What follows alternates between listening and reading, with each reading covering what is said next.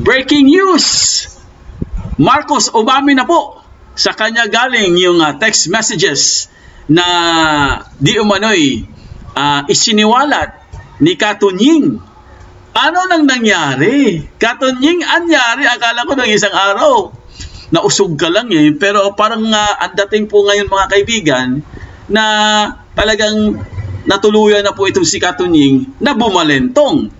Kaya po guys, nagulat po ang lahat dahil kanina lang mayroon pong interview itong si Marcos at umamin po siya mga kaibigan, mismo umamin po siya doon sa interview na yun na talagang sa kanya galing yung text messages na yun. Pero nagtaka lang siya, bakit daw nag-leak?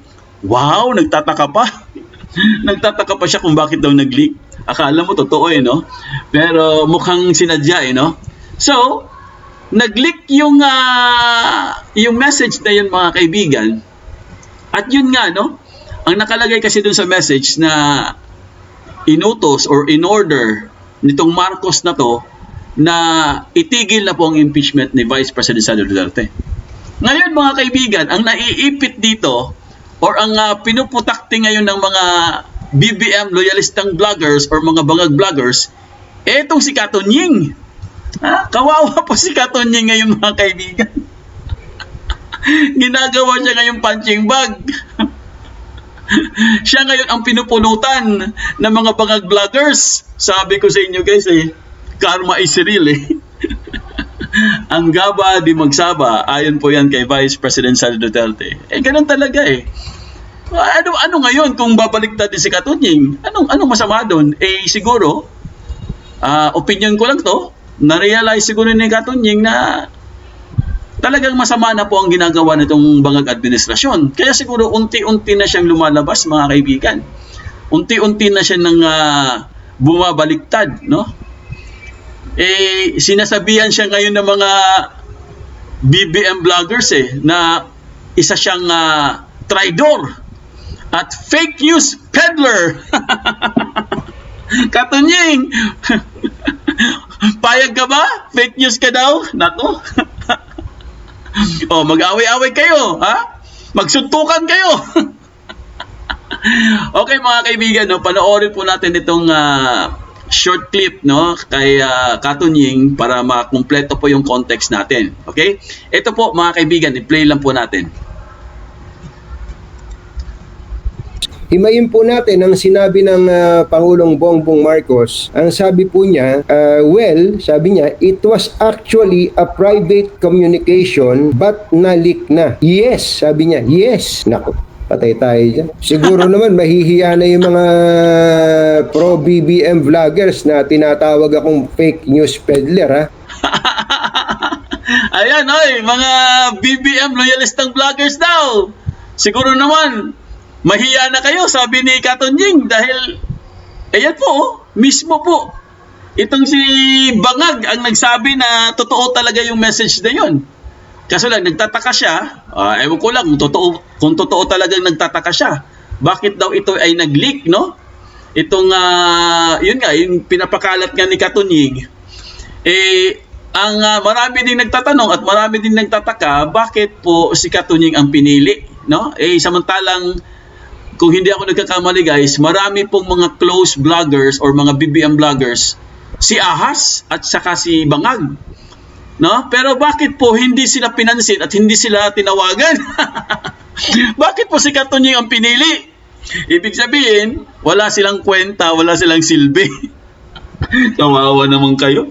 Kaya po pinili nila si Katunying mga kaibigan. Siguro, ito po, based lang sa aking based lang sa aking analysis, kasi nga si Katunying po ay isang political journalist or political blogger din, journalist and then blogger. So siya po talaga siguro ang may kredibilidad. Wala na po sigurong tiwala itong si Bangag or si Ahas sa mga iba pa niya mga blogger na wala ding kwenta. So ngayon mga kaibigan, ang tanong, talaga bang tuluyan na po na bumaliktad itong si Katunying? At tuluyan na ba niyang iiwanan itong mga bangag vloggers. Kasi kung tutuusin guys, si Katunying po mga kaibigan, Duterte naman talaga yan, no? Kaso lang, medyo nung nanalo po itong si Marcos, biglang bumaliktad, biglang naging Marcos at binabanatan po si BP Sara, binabanatan din si Tatay Digong. Kaya marami pong nagalit sa kanya. Ngayon mga kaibigan, kung babalik po siya kay Duterte, ewan ko sa kanya. Bahala siya sa buhay niya. Di ba? Pero wala akong pakialam dyan. Ha? Hindi naman ako nagtitiwala sa tao na yan kasi grabing katrayduran yan eh. Pero mga kaibigan, basahin lang po natin guys, no, itong pahayag ni Bangag para po makumpleto ang ating context. Okay, mga kaibigan, ito po. Lang natin kasi ayusin lang natin. Wait lang. Ito po ang update ngayon sa balita. Ayan po, PBBM hiniling na Congress huwag na mag-file ng impeachment case kay BP Sara Duterte. So nakalagay dito guys, i-highlights po natin para makita niyong lahat. Ayan po. President Bongbong Marcos is in a statement today confirmed he asked some members of Congress not to pursue with any plans of impeaching Vice President Sara Duterte. The President issued a statement after rumors about him texting some congressmen about the holding of any impeachment attempts leak. In his statement, the President confirmed the text through added that it was a private communication but there's no use hiding it since it already leaked. So, ibig sabihin mga kaibigan, talagang galing po sa kanya, no? Galing po sa kanya guys yung text message na yon. Pero ang sabi niya, dapat daw ay isang private communication daw yon. Pero bakit daw nag-leak? Pero wala na siya, hindi na niya in-expound eh. Mukhang okay naman sa kanya na nag-leak yung message na yon. So, ito po yung opinion ko lang, no, or analysis ko lang. Malamang sa malamang mga kaibigan na it was intended talaga na kailangan ma-release yun or meron pong isang tao na magpakalat doon at ilalabas nila or kunwari nag-leak siya. Kasi po mga kaibigan, ito kasi si Bangag, medyo napapahiya na siya guys eh. Kumbaga napasubo na siya eh. So, para siguro hindi masyadong halata na siya po ang nag-utos or siya po talagang may gustong itigil ang impeachment, dinaan na lang niya kay Katunying. Kasi si Katunying po mga kaibigan, sabi ko nga sa inyo, ay meron siyang network eh, which is the mainstream media.